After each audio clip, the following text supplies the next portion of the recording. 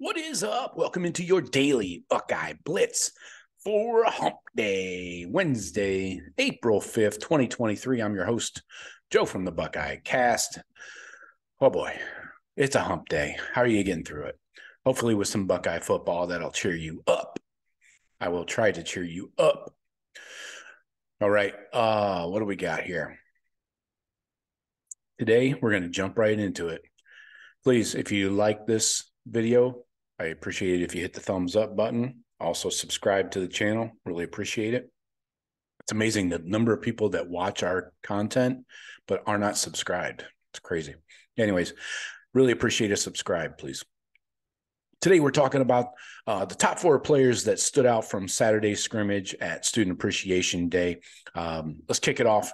We're going to do, I believe, we'll do 2 offense, 2 defense. How's that sound? Even it out. Hey, keep it fair. Keep it fair. Right. Number 1, this guy was probably the best player on the field that day. Wide receiver, true freshman, Carnell Tate. So he lost his black stripe the previous week, then goes out and gets most of the first team reps on this past Saturday, played the X position while Marv went into the slot working on his route tree. Imagine that, those 2 guys on one side of the field, Tate at 6'2", Marv at 6'4". That's some length all over your face. Wow. Anyways, he caught more passes than any other receiver in last Saturday's practice. He was all over the place in 7-on-7, 11-on-11. He made plays all over the field, over the middle. He came down with multiple contested passes on the sideline. He proved he can get open against our starting running back, starting defensive backs, starting corners. That's something.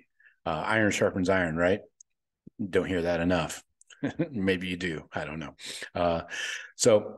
And he even showed he's a weapon in yards after the catch situations. So made it his one highlight on the day. The big one was a great catch in 7-on-7 period along the sideline. It was a 50-50 ball. He showed impressive body control. He high pointed the ball and then came down, tapped his toe inbounds to make the catch. After practice, Ryan Day said, there's a lot to be impressed with Carnell, but I think the first thing is just his maturity right from the jump. He's prepared. He takes care of his business, and he's very, very mature. On the field, dude's making a lot of plays, has to pick up a lot of offense for a young player. He's got a pretty mature route tree, does a nice job at the line of scrimmage, catches the ball strong, makes plays. All really encouraging signs. If he keeps stacking these days, he's going to get better. He's here to play. So love that quote from Coach Day. And yes, he is here to play. I believe these freshman wide receivers are coming for some jobs. Whether they'll get starting jobs, probably not. But if you can crack a rotation, get in that too deep, got to impress on special teams. But our other offensive player of the game, Marvin Harrison Jr. I know it seems like a layup to pick him, but he was repping out of the slot. So taking a new position on. So for most of the scrimmage, he was out of the slot. Typically that's a Mecca and Xavier Johnson's position, but they're looking for new ways to get Marv involved in the offense. Think about what the Buckeyes were trying to do with Jackson last year about this time, trying to find different ways, different formations, motions to get JSN involved in the offense. Same here. Day is pulling out all the creativity and moving Marv around the field. So also it helps Marv to learn multiple wide receiver positions.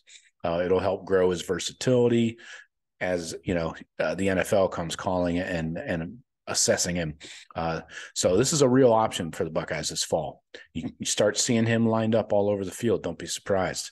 Ryan Day said after practice that it's a whole different deal with him inside, and they have to, on defense, decide how they want to double him. Like he's just making calls. They're going to double him. They have to. But anyways, back to Ryan Day. It also helps with his route tree.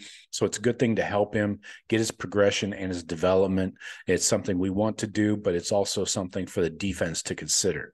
So we'll keep working on that, and we just want to keep building on his route tree.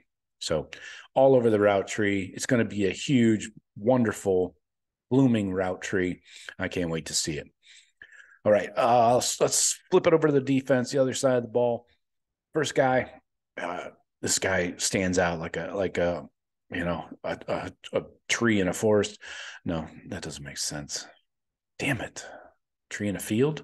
Yeah, tree in a field. How's that? Sonny Styles, the safety. Perry Eliano and the staff are looking for ways to streamline roles for Sonny. They want to make sure that he has a role, even if it's not as a full-time starter, which I don't like to hear that. I'm sure you guys don't either. On Saturday, his role was playing as a third safety on rundowns. They had adjuster Josh Proctor back deep, and then Lathan Ransom was at the bandit, in the box. And then they brought in, they took out the nickel, the slot safety, and brought in Sonny for that. They moved him up near the line of scrimmage too. So basically what he did against Wisconsin and Georgia last year. He also continues to work behind Lathan Ransom at the bandit. So staying close to the line of scrimmage, just learning two positions there. Long-term, I think the bandit is probably his ideal position, because keeping him close to the line of scrimmage, you can utilize his size and everything. But he needs to be a big part of this defense this season. Needs to, not just a role guy that plays a dozen snaps a game, Last guy, I could have gone with about 5 different guys here, but I chose JT Tuimoloau. For the second straight week, the defensive line dominated the offense. JT appeared to be the most disruptive out of everybody. He had 3 sacks against Ohio State's first team O-line. And that's enough for me. I mean, Mike Hall had a couple sacks, and everybody on the D-line across the board had at least one. But JT, I think 3 sacks is a big deal for one practice. And O-line still kind of, I know it's a good news, bad news thing, but they had a couple of guys out, like Donovan Jackson didn't participate in the team drills and stuff like that, just individual stuff. So to be expected somewhat, but JT stood out, and Coach Day said after the scrimmage that overall, I thought the defense brought it today. They played really well. They pretty much dominated today's winner loser. There's a lot of pieces that come with it. We tried a couple situations coming out, third down, put the ball down in the red zone. So that was good to get that.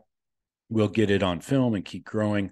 A lot of young guys are really grinding, stacking days, getting better. But I thought it was a really good job by the defense today, and particularly the D line. Bunch of sacks. Is he calling them a bunch of sacks? It's not very nice. Just kidding. That's all I got for you today. So those are my 4 studs that stood out from Student Appreciation Day on Saturday. Stay locked in here. Subscribe. You get notified every time new video comes out. Please subscribe. Appreciate it. Talk to you tomorrow. Go Bucks.